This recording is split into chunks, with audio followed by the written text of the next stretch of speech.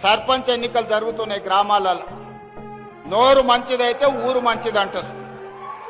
నోరు మంచిది మంత్రులతోని కలిసి పనిచేసేటోళ్ళని సర్పంచులుగా చేసుకోరు.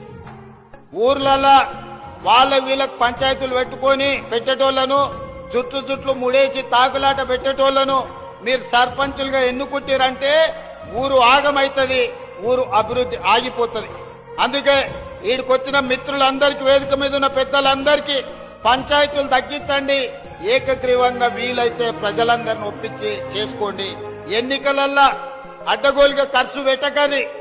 ఎందుకంటే మళ్ళీ మీకు మీరు పెట్టిన ఖర్చు అంతా కూడా ఆదాయం రాదు.